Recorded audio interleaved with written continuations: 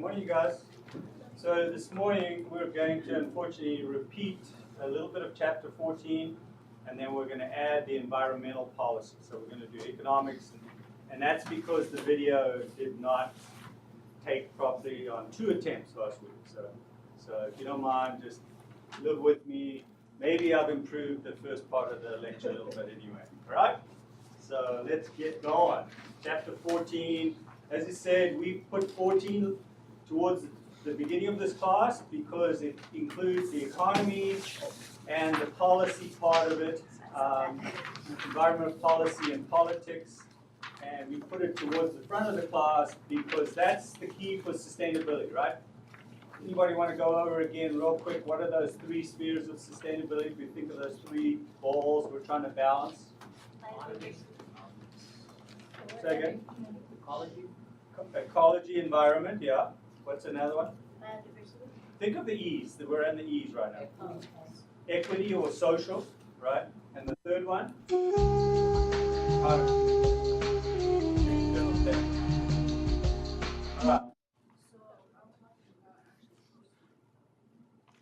Lynn, have you got it set? I'm not got it on. It's probably me. It's not, I don't see any. Okay, here we go. Oh, we don't have the. You don't have to take plug in. Okay. Can you go to the next slide, please, Lynn? There. Hello. Just go to the next slide. Thank you. All right. Okay. Sorry. You know what? Let's start again. That's very fast.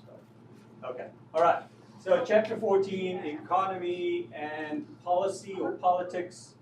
As we know, these are the 3 important spheres of sustainability are economy, equity or social sphere, and then environment. And what we're trying to do in sustainability is say, when we can balance those spheres together, we have sustainability, long-term survival of our species, if you want to be very basic about it. This is chapter 14, 1, 2, 3, 4, 5, 1, 2, 3, 4, 5.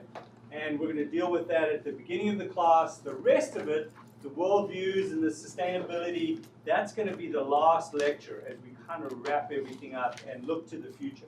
There's actually a lecture called The Future. All right? Okay, so economic system. First we need to understand, it's not separate from society. It actually is a social system because it provides goods and services to be produced, distributed, and then consumed by people for our wants and needs, right? We've already talked how, I think in the first world economy, our needs kind of our wants overcome our needs. Maybe we need to be better consumers. But it is in essence a social system. We often start to see it not really paying very good attention to the social side and not having a social conscience, as it were. And many corporations have been accused of that. They don't really have a social conscience. Make a profit, then that's cool. Okay. What we're going to really talk about is this middle one. I mean, not the middle one. This first one, natural capital, is really key. We're going to say that an economy is not just about human capital, human resources, and manufactured capital, as the traditional model says. But we need to look at what our biosphere produces. Because we all have this feeling that there's a problem here, that we're overusing that. Okay, types of economy. I want to talk about 2 main types. The high throughput economy that we have now. I don't know if any of you use the dump at Victor Valley over on the other side. Anybody go to the dump?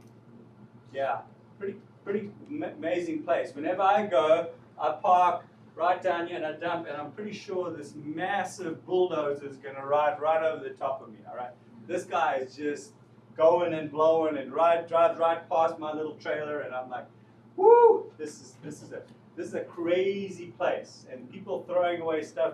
I don't even take my wife because she picks up more stuff than we take, right? Because she's like, that's a perfectly good couch.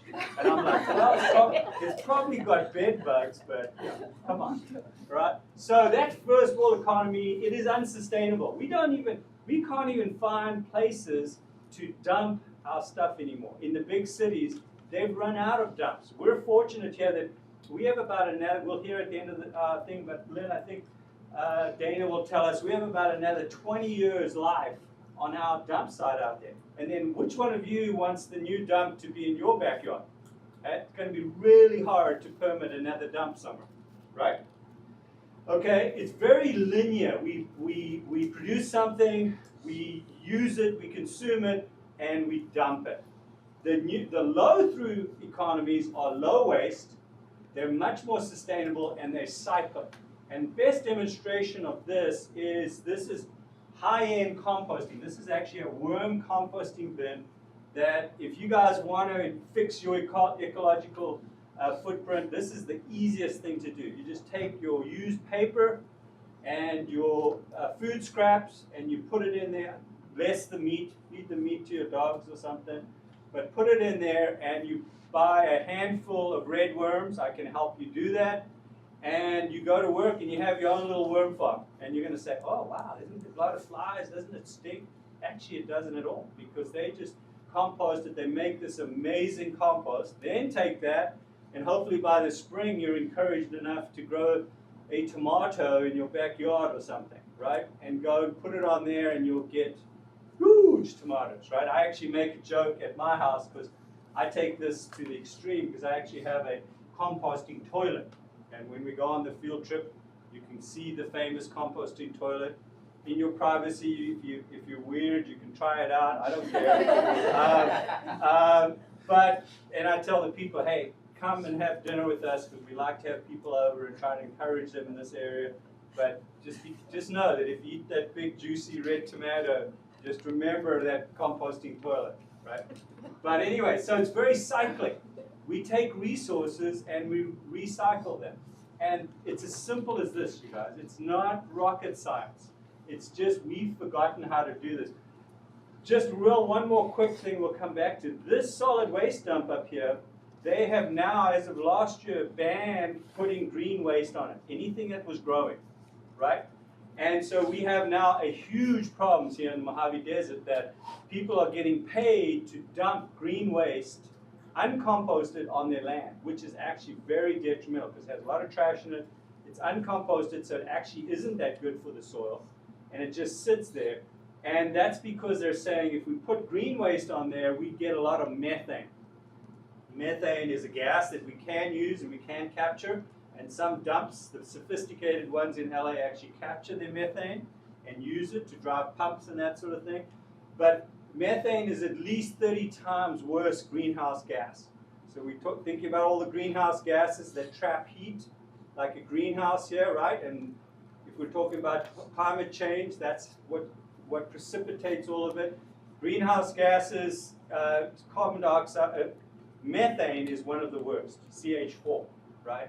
And so the folks that said, no more in California do you get to just jump your green waste. So what's going to happen is communities, we're going to have to start composting, and local people might as well start composting as well. We actually have a composting council up here. If you want to be really fancy, you can actually get the title of master composter.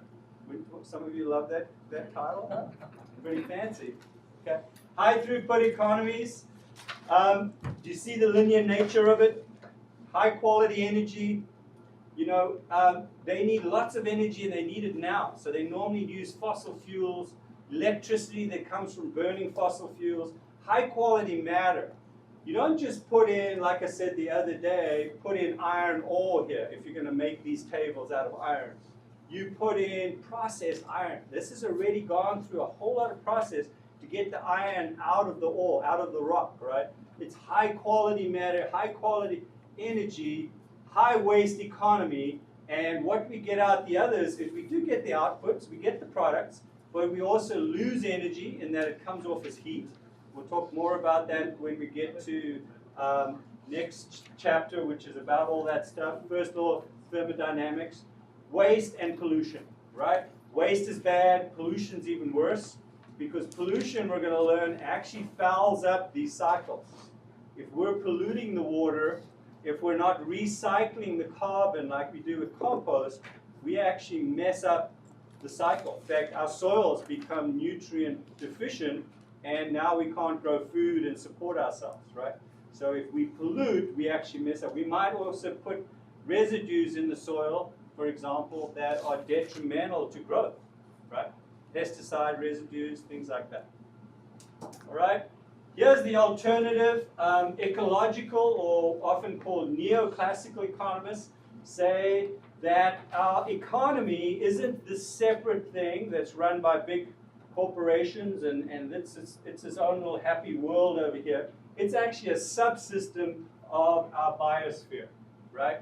And we need to look at it as such and work as such. So that's where solar energy, first principle of sustainability, environmental side, is using the sun, right? We've all learned that already, we're all up on that. Natural capital, we all know what natural capital is by now. It's the natural resources. These are renewable natural resources, most of them, except for minerals and maybe energy in certain situations. And the services they produce, right? So that soil, when we put compost in it, it produces food. It cleans water. That soil cleans water to a certain extent. It controls the climate. Those are the natural services. That's our natural capital, right? We put all of this into our economic system of production and consumption. And now we're looking at it being, you see some, at least we've got some arrows coming back here, cycling. Recycling and reuse. Composting is a form of recycling. And now we start looking at, okay, what do we produce? Goods and services, that's good. Heat, we lose that heat, that's not. We deplete renewable natural resources. We degrade renewable resources, use faster than replenished. Remember that idea, very important to know, sustainable yield in renewable natural resources, right? We don't want to use it faster than it can renew itself. That's called sustainable yield, right? From a resource. We don't want to cut down the forest quicker than it can renew itself, right? Pollution and waste, we've talked about that enough already. Okay. All right, basic assumptions that we have to think about on this is that first thing we have to realize as a society, and I think this has taken us a long time, and a lot of us still ignore this, the resources are limited. And we know now that they're just flat running out, right? If you even look at fossil fuels, they're having to go into North Dakota and places now and basically send down this nasty solvents and water and actually dissolve the oil out of shales, right? Don't just put down a borehole, not a borehole, but a what do you call it? When you drill in the ground? A core. What? A core? No, it's not a bore. A bore is for water. When you drill down the ground and you... A well? A well, yeah. Oil well, thank you. An oil well, and get this gorgeous, what they call crude oil, come bubbling to the top that you can go use. You still have to refine it. It's real nasty stuff. If you've been to the beach, you know that crude oil is really nasty, greasy, sticky stuff. But now we actually have to use fracking to get the oil out of it. So we know these resources are limited. We know that they shouldn't be wasted. We also need to start encouraging sustainable forms of economic development. And that's sustainable development. That's what this class is about. And then we need to look at full cost pricing, where we look at also what's happening to the environment. We don't just price our goods as a society based on what they cost, but also based on what environmental destruction they use. And then the health effects to people. Let's say we put a fertilizer factory, some of the nastiest polluting factories in the world. In fact, I think that one picture was of one of fertilizer factories. We take rock and minerals and we make synthetic fertilizer that you buy at Lowe's, right? In those little pellets or Miracle Grow. That's very, very polluting. You won't find one of those in California. Actually, there's one in the Central Valley. But you generally find them in places like Texas. You find them close to populations where the people don't really know the bad effects. They tend to put them in places where the people aren't going to make a big noise about it. Okay?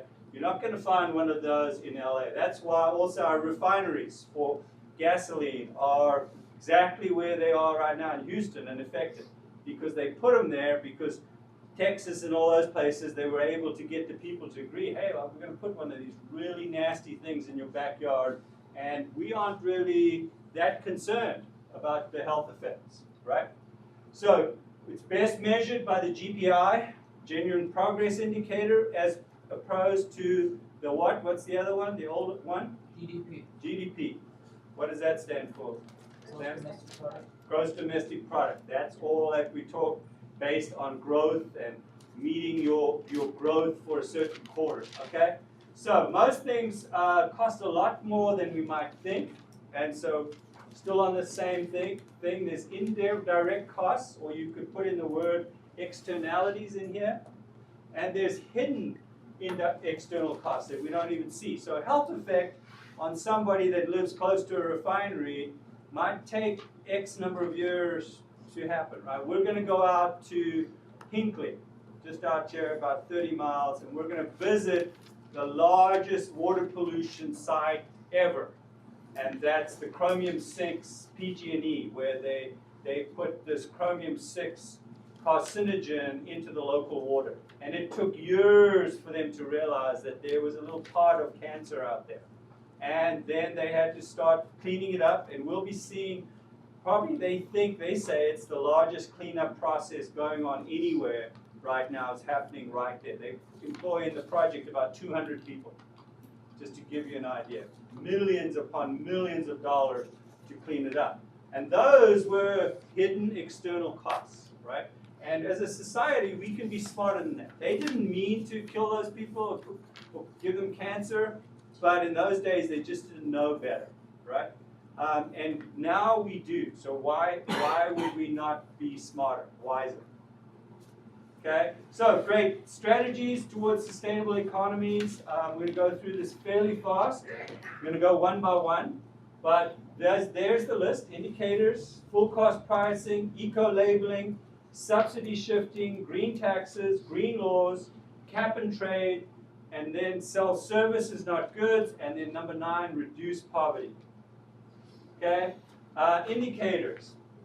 Again, what should be used as a society when we're trying to measure how well we're doing? Let's not just base it on how much money we're making. That's basically what we do now. Each corporation has to meet its first quarter earnings on the stock market. They make a prediction. They have to meet that. If they don't, their shares fall. And basically at that point, they'll do anything to make sure that their share price doesn't fall, right? It's all about the money. Okay, so a genuine progress indicator, GPI, includes those externalities, right? What is the environmental cost? What is the social cost, okay?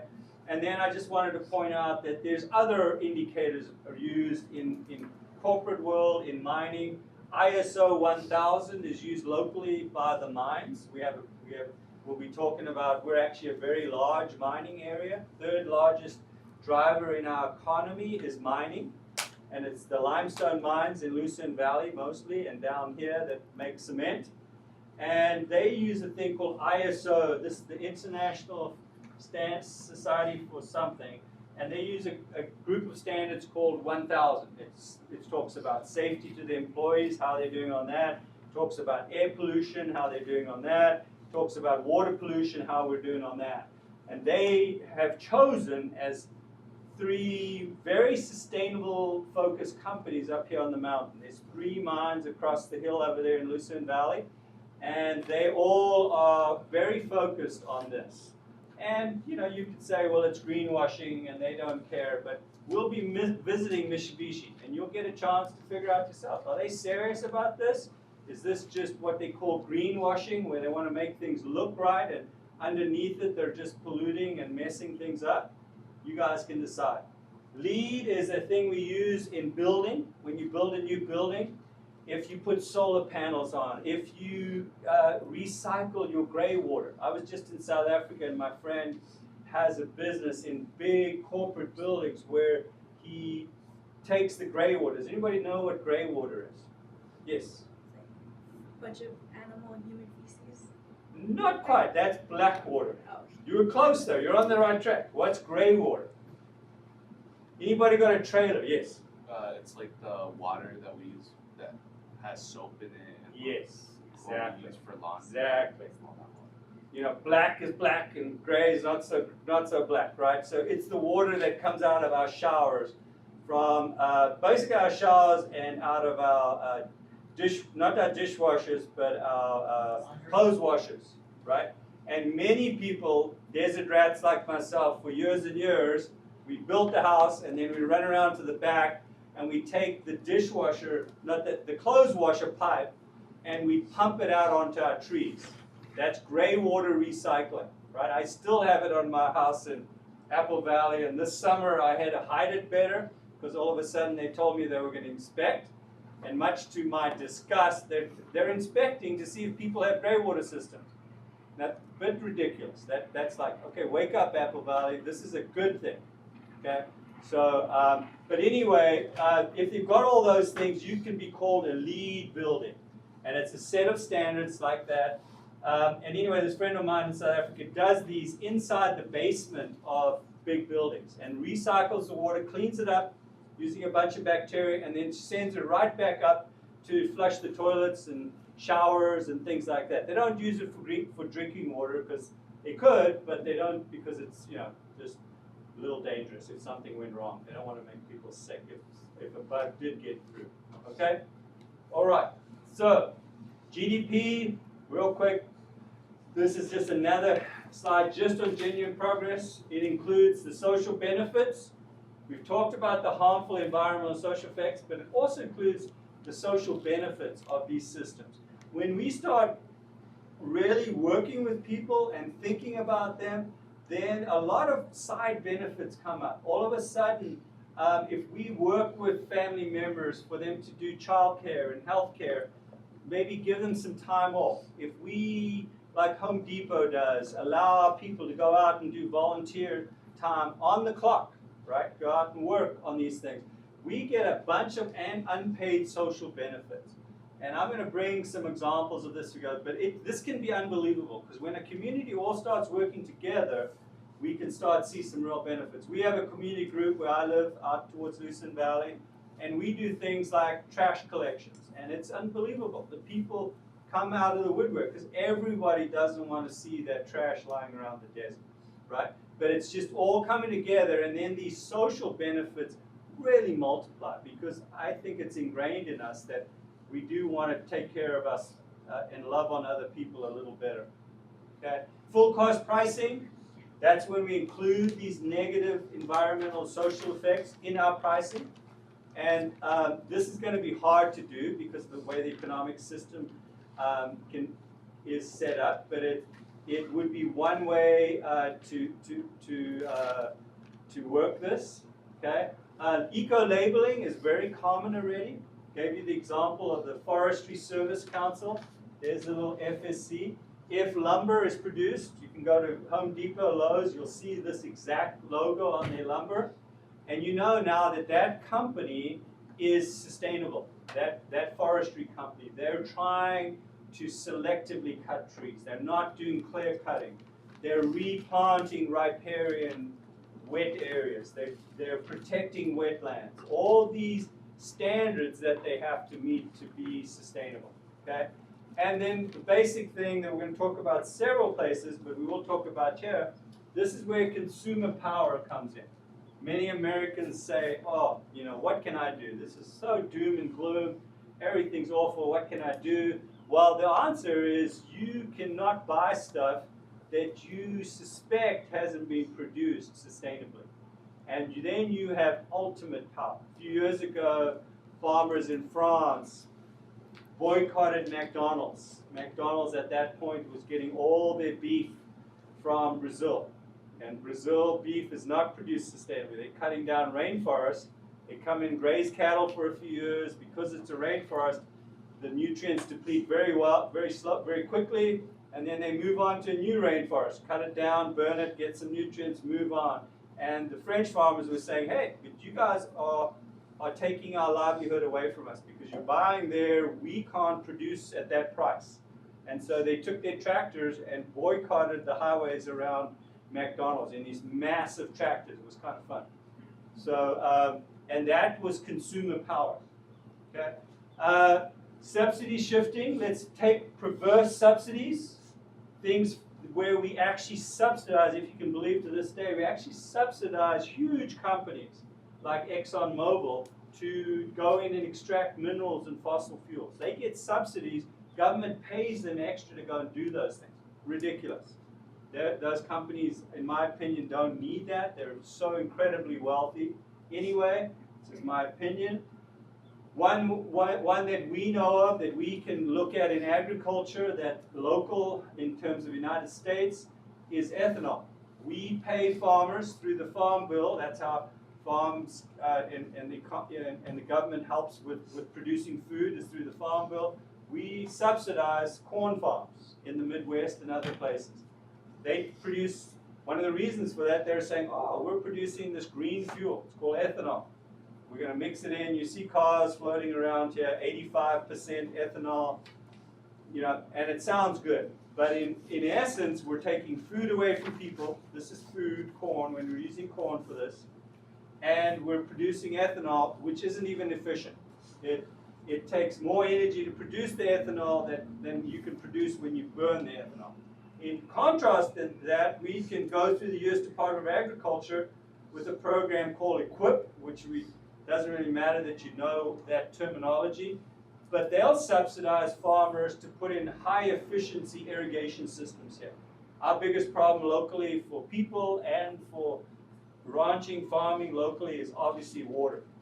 And they'll actually subsidize, give people money, least cost share with them to introduce these big, very efficient, they're called LIPA systems. They're very low pressure. You see those nozzles dropping down, they're close to the ground so they don't evaporate that much. The one we'll see when we go out to Hinckley actually has a drip hose that comes down on the ground. And so it's like 95% efficient. These guys are about 80% efficient. We'll be looking at one that's 95% efficient. Okay, green taxes, we can discourage pollution and resource waste. We can actually tax companies for green waste. I mean for pollution and waste. So at the moment we do a certain amount of that. Victor Valley College, there goes a waste dump truck right now. If we don't recycle enough and we don't meet a certain standard, they'll actually fine us. And so we'll continue looking at it. A few years ago, we tried to start a recycling group here on campus. Students did. One of our students was actually hired as a recycling coordinator on campus. And I think it would be a great thing for students to stand up again and say, hey, why aren't we recycling on this campus? What the heck is going on here? So, and that's just because we haven't put it into action. It's all there, ready to go. Okay. Take 10 to 20 years to put in green taxes. It's hard. In the United States, we don't like taxes. This is kind of a discouraging, negative way of doing things. I think subsidies is a positive. You're incentivizing things. This is more of a negative way of doing things. Yeah. Okay, environmental policy. This is huge. This is the next part of our lecture today.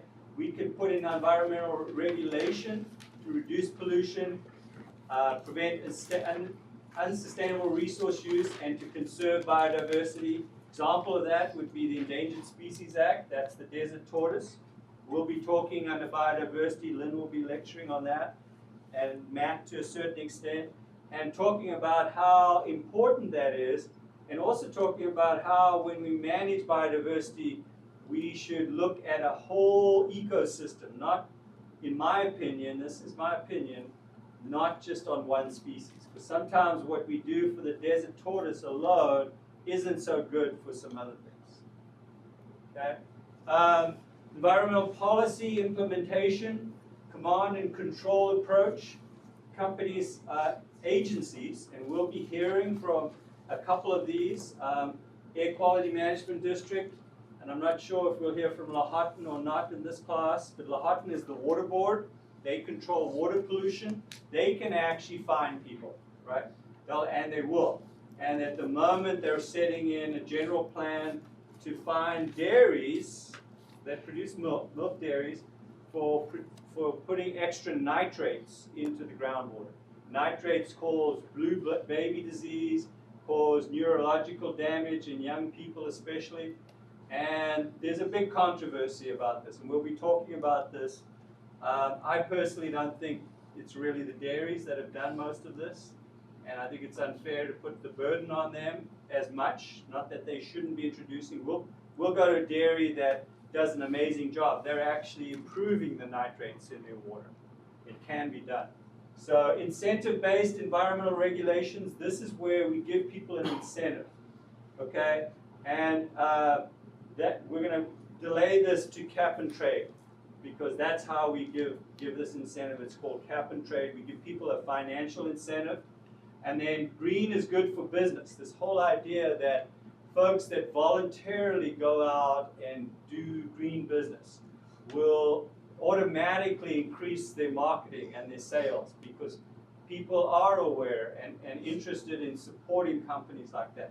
And Ray Anderson with a company called Interface Carpet is a little example in your book of how he did this and how he built his business on that was highly successful.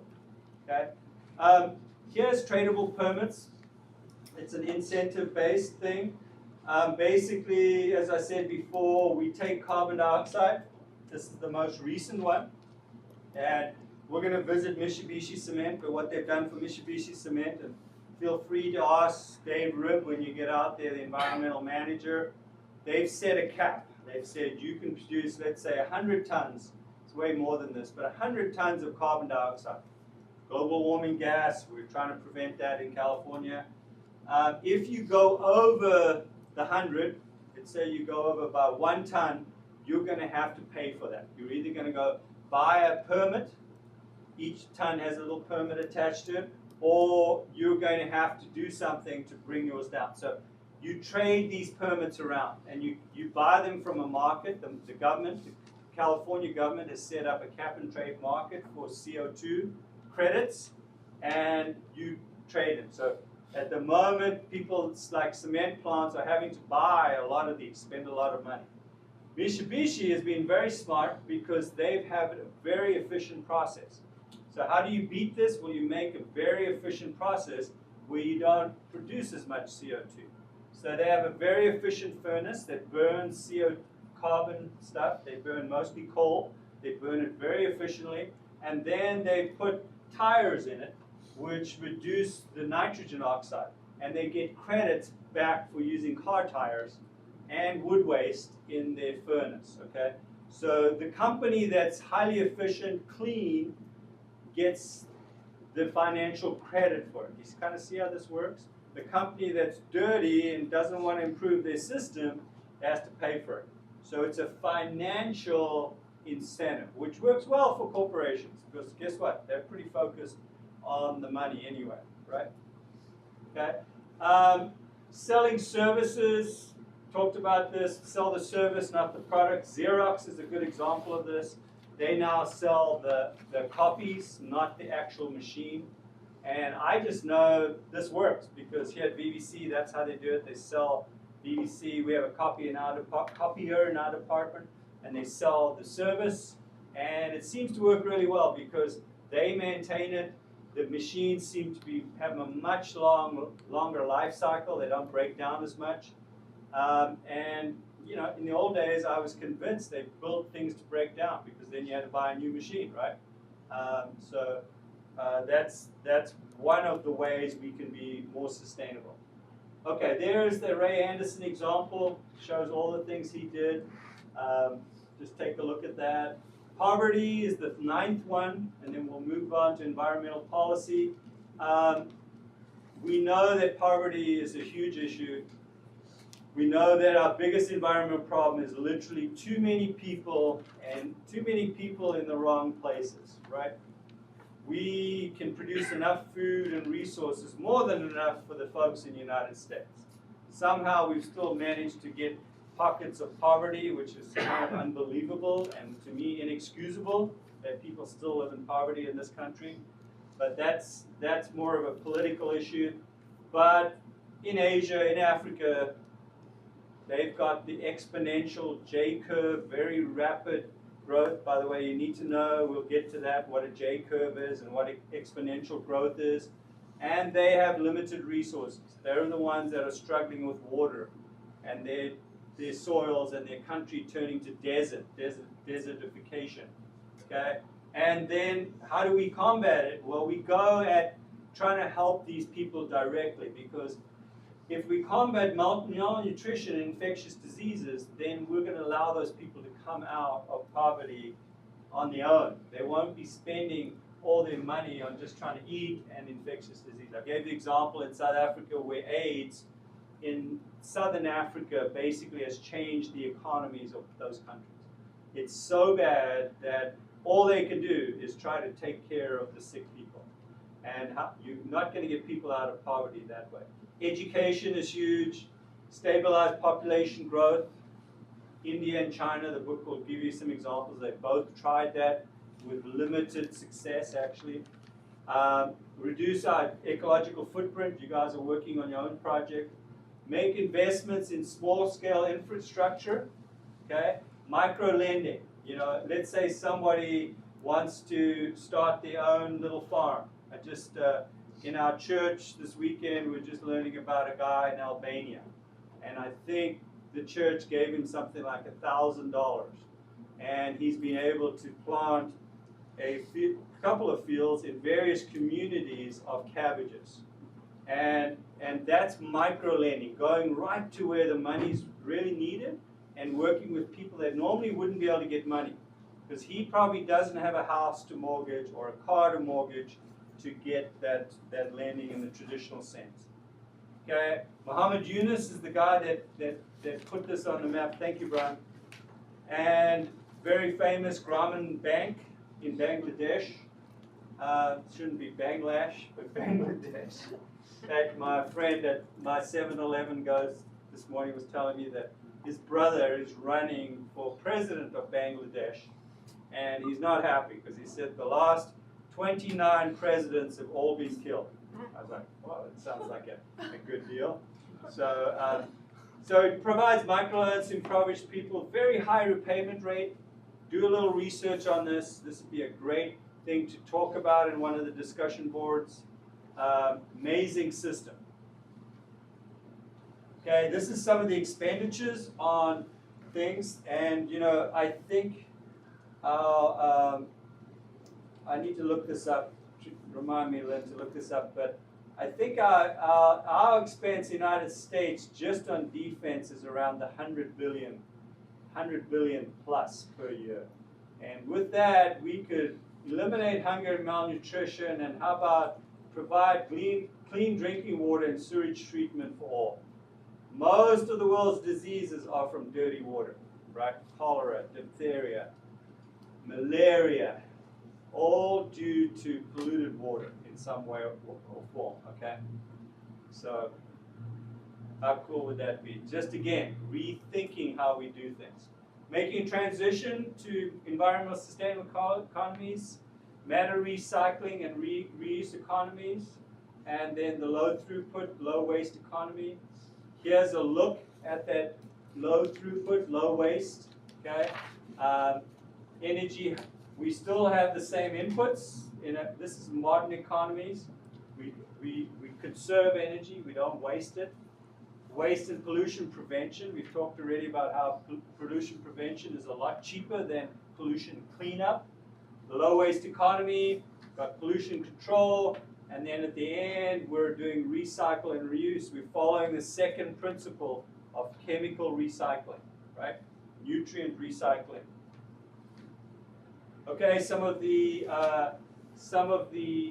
careers. We're going to, in each section, as I mentioned, we're going to look at the careers. Here are some of the careers that you can get into from this. We don't have the local data, but we do have California, the data to show that this is extremely robust economy, because a lot of things are moving towards that. I'll give you one example of this one down here that the person who's going to lecture tomorrow will be talking about, Matt Howard, is watershed hydrologists. We are watersheds, we've recognized watershed is where all the water flows into. So Mojave watershed kind of goes out to Victorville, out towards this and up to the mountains. The people that manage that water is a very much in demand job, right? And ask them tomorrow what the job future is for that. Or groundwater management, right? And then all the energy and food production, recycling, reuse. If I wanted to make a business right now, I'd make it right here. Where's the local company that recycles computers? There is none. And those components in computers, the cadmium and some of those other rare earth minerals are absolutely essential, very, very valuable. And so there's huge opportunity for people to go out and do things themselves. Okay, 20 minutes left. Okay, I'm good. Changing, we talked about environmental policy. So what's changed about this? I will change the slide. We now have included lecture 2 in this, and we're going to go on to that now. And then look up, I'll have it posted today, Dino Bozanelis' environmental policy lecture. It's a guest lecture. That will be just extra. Look at it. We might throw in one question or so into a quiz based on that, so you are required to go view that online. It'll be a video. But we're now going to put lecture 2 in with this lecture. So there'll only be one lecture for this section right now. Okay, here we go. So, 14.5, we are a constitutional democracy. We have this incredible constitution that I don't think we value very much, right? The idea that we really do try to provide equal rights to all people, right? South Africa has a very good constitutional democracy since they had a majority rule 25 years ago, 23 years ago. But they're really struggling to make it work. We're doing a lot better here. I think we get very, very negative about how awful things are, but if you guys have ever visited anywhere else, right, Cynthia? How about some places in India or, you know, I've actually only been to India once. Yeah, but I mean, you immediately realize that there's a whole groups of people there that don't have a chance, right? So what do they call it? The lowest of the low. What do they call it? Untouchables. If you're an untouchable, you're untouchable, and that's it. You're stuck, and that happens in so many societies, right? There's a system of gives and limits government authority by free elections and free speech. I think we don't value those things as much as we should. We'll be talking about free speech at the end. There are checks and balances between the different branches, the legislative, the executive, and the judicial. You guys have all taken government. I don't need to go into this. But the point is, we're working in almost in a perfect environment. We talked about how of the 3 spheres, when I draw the 3 spheres on the board, I would go like this for economy, I'd go like this for environment, and I would go like this for social. It's tiny. We are really struggling, even in this country, socially, right? We all, and you guys come from a generation, most of you, actually all of you in this class, come from a generation where you're actually quite cynical. You don't really, I'm standing up here and about half of you are like, kind of like the guy's accent, but I'm not sure that he really knows what he's talking about. You know, and I'm not sure I should trust that, right? And your local government, you can think they are completely lost, right? Our political government, you know, national government, according to the media, I mean, these guys are just flat out criminals, right? They're just gone. They have no social responsibility. Our education system doesn't seem to work very well, right? Here at BBC, a whole bunch of you probably didn't get the classes you wanted, right? You, of course, should have come to this department. We always let you into any class, any time, basically. But, you know, there's a lot of cynicism. And my great friend Dino says, what you want to be is critical. You're thinking about it, you're criticizing, in a positive way, but not cynical. Because when you're cynical, you've already given up. And the point is, this is your country, and you are the guys going to make a change. And that sounds like we're just shifting the load onto you. But that's really important to understand the value of that. Okay. Special interest. How does it how does this thing work? Well, it actually works very slowly, and this is one thing that disturbs me, and I've been talking to Dina about, is we're in a time right now that we want quick fixes. And our politicians apparently think that we've given them authority to do this. So this thing with DACA, right? You guys are all aware of DACA. Have we got any DACA students in here? Okay. You guys know what DACA is, right? Allowing people that were born here to have citizenship. That was an executive order, right? President Obama did that as an executive order. That wasn't done through the proper system. It was a rapid, knee-jerk response, whether you agree with it or not. I happen to actually agree with it. I have serious problems because I came here as a legal citizen, right? I had to marry my wife, and I joke with her that I only married her for the green card, but we have been married for, I'll just put to the court that we have been married for 33 years, so it must have worked out all right. But, so it was an executive order. That's meant for things like when there's going to be a war and we have to put people into uniforms. Not meant for resolving social problems. Now we have another president comes and reverses that with another executive order. Only thing he's done correctly this time is he said, hey, go back and go through the system. It's given him 6 months, which I don't think is enough time because it's slow, you'll see. But, and then we've got a president now who's used more executive orders in the history of man, right? Within the first day, he probably had 10 of them. So that's not working the system. You're not allowing the system of checks and balances to work its way out, right? That's destroying our governmental system, in my opinion, right? And it's not just this president that is responsible. It's a whole line of people that have basically been circumventing the system. Does that make sense to you guys? That's just my personal opinion. Okay? So, another way that this thing works is there are lots of special interest groups. They get to give politicians money. They get to lobby. They employ lobbyists. The mines have a lobbyist in Sacramento. I've actually met him. Actually, interestingly enough, agricultural education. We have a lobbyist in Sacramento. So a few months ago, all of a sudden, the funding for Future Farmers of America, which I think is probably the best leadership program we have in high schools, got cut, almost destroyed. And the lobbyists went to work. They sent out a letter to all the moms that had FFA students, and the moms in California went crazy. They've said the people up in Sacramento said they haven't seen a response like that for many, many years. And all the politicians went, whoa, this is ticklish, you know, this hurts. And so they reversed this thing on FFA and put the money back into it. But we have special interests, and they work through lobbyists, and they put pressure on people locally and otherwise. As I'll be talking to you about, I'm very involved in renewable energy, social action myself, right? And making sure we make wise decisions. Well, we know that every time we go meet with our local politician, which is Robert Lovingood, the supervisor of San Bernardino County, we normally walk in and the union folks are just leaving.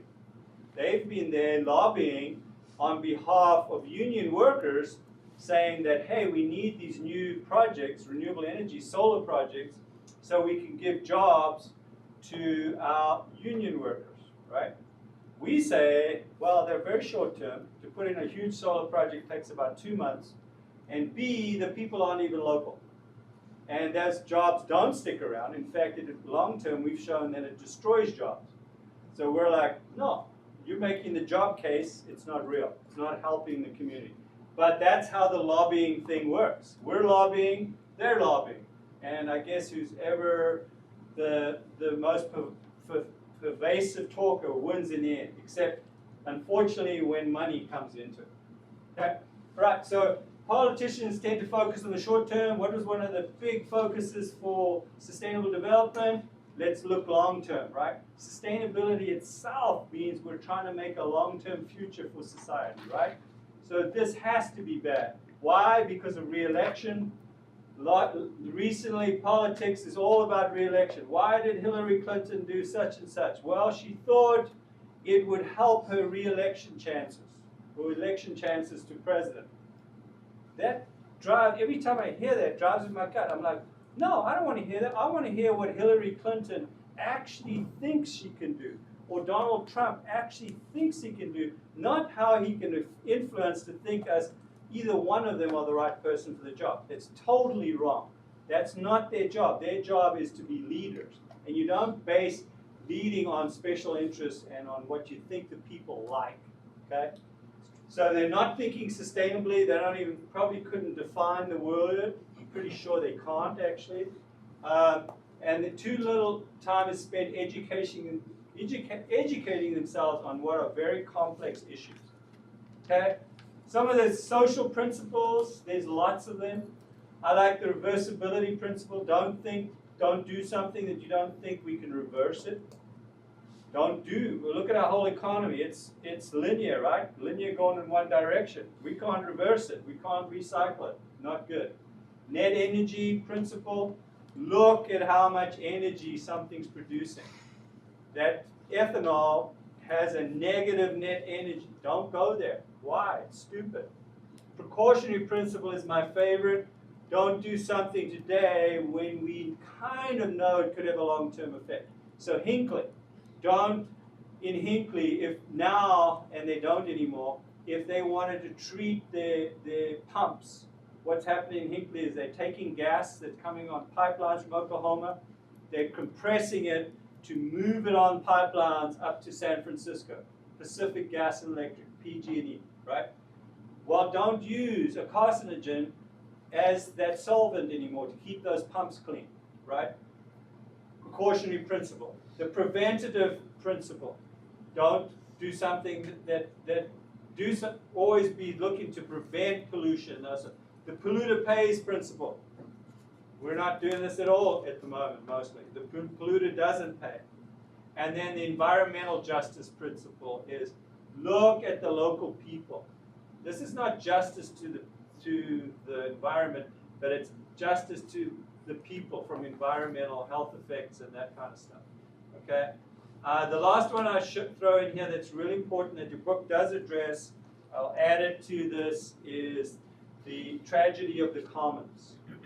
Okay, who knows what the tragedy of the commons is? It's a really good book, just came out on Netflix now. Just kidding. What's the tragedy of the commons, Sam? Well, that we don't share our resources, that one that has the power takes it all, basically. And Yeah, close. Okay, anybody else? Tragedy of the commons, yes. It's when you have like a huge plot of resources like water and grass and that sort of thing, and Right. everybody uses it, Right. and they keep using it so they can get more, and others get less. Thank you. That is actually exactly what it is. So, to give you a local example, because you kind of have to understand context. So, what was happening locally here is all our water comes from groundwater underneath us, right? And this water, once it flows down just beyond here, gets to the Narrows, there's granite barrier there, it actually comes up at the Narrows at the Lewis Center, AAE, where that school is, and it flows into the next basin of groundwater, which goes all the way down to Barstow, right? And what was happening is we had a tragedy of commons. This water is common to everyone. It doesn't belong, water under your feet doesn't belong to any one person. You have the right, if you get a permit, to put down a borehole, but that water still doesn't belong to you, okay? And there's a huge lawsuit about this. So what was happening is we, Hesperia, Victorville, Neville, we wanted to expand. I wanted to grow, let's say I wanted to grow a bunch of jujube trees. I just sank a deeper borehole and just used more water. Barstow, and so did everyone else, because there was no regulation. There's no regulation to say, no, you can only take X amount of water, and that's it. You have to pay for extra water, as there is now. Okay? So that's the tragedy of the commons. Everyone takes, and this is human nature, you guys. If we've got this very valuable resource, and you throw it out there without any regulation or community understanding, a community can decide to do this themselves, then everybody does the maximum they can do to make, and they can say, well, I'm just trying to take care of my family, and and that's true in certain senses, right? So what happened to stop that was Barstow sued us up here, I think about 30 years ago, and said, no, you guys are taking our water, and this went before the courts, and the judge made an adjudication, a judge's order to say, this is how you'll manage your water, and we'll get into that. Hesperia was given 1,000 acre-feet of water. When you spend more than that, Hesperia, when you use more than that, you have to pay. And when you pay a lot of money for that extra water, and then we're going to take that water and buy water from the aqueduct. We just happen to have another source of water that we can use, we just have to pay for it. Okay? So we figured out our tragedy of commons that way. Other times you just have to limit it. Like it's happening in Africa to a large extent with grazing cattle. I think I mentioned this, right? So all these white farms were bought up by the government and given back to the black people. And basically the native people. But unfortunately what they didn't do is they didn't give them property rights. They gave them back to these communities. And so people are like, okay, in Africa, where I'm from, the Zulu nation, your wealth is in how many cattle you have, right? And so they just graze as many cattle as they can. And everybody just keeps putting cattle out there because nobody owns it. There's no system of organizing to say, hey, you're overgrazing and you're going to destroy those grasslands, which they've done in many places. Okay, that's the tragedy of the commons. That's another, avoiding the tragedy of the commons is another big one. Okay, 5 minutes. Okay, developing environment policy, we pass a law, we provide funding, we draw up regulations for implementation. Pretty simple. Pass the law. We hope that they use good environmental science when they pass the law.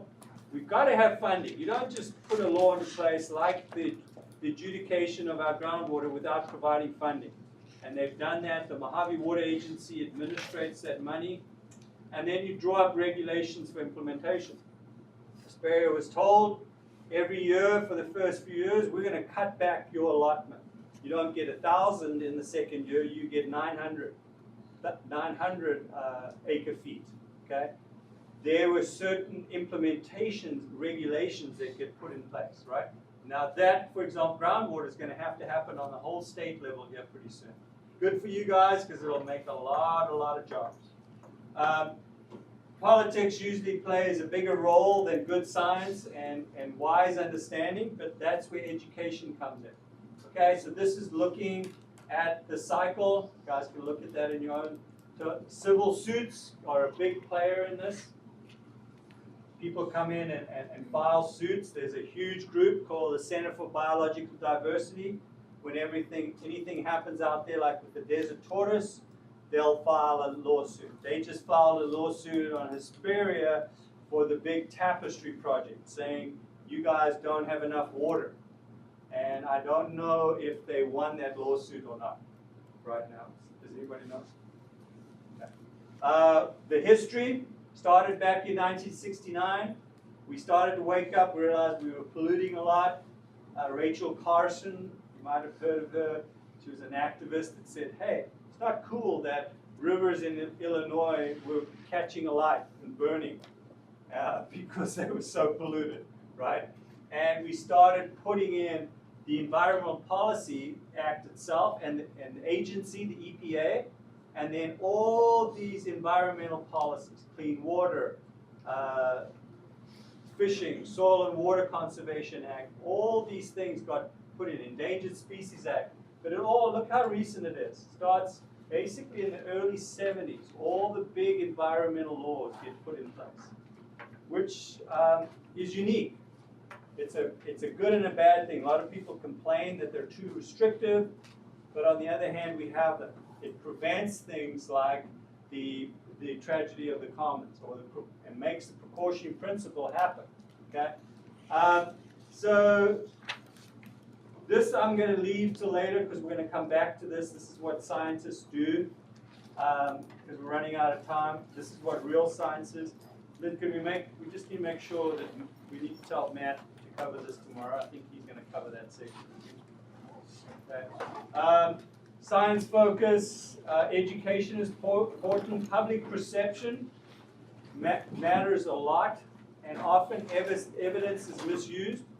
How do we go against what we now call, very widely called false news, false information? Will we get better educated? Politics has a lot to do with personal attacks, unfortunately. We attack the person, not their policy or their thinking. And then I'm going to end here just pointing out to you that who manages our land is really, really critical, because the government controls 35% of the U.S. In the Mojave, it controls 80%. So these are where your jobs are.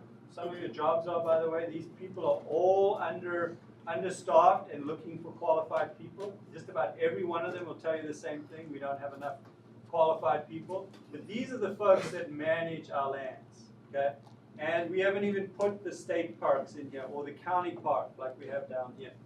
Okay, so these are the folks that actually get to put most of this environmental policy into place in the western United States, because a place like Mojave, they have 80% of the land. So helping these folks do their job better is really critical. We've worked a lot with these folks right now. In fact, this department just got a grant from Bureau of Land Management as part of the national seed strategy, to get enough seed.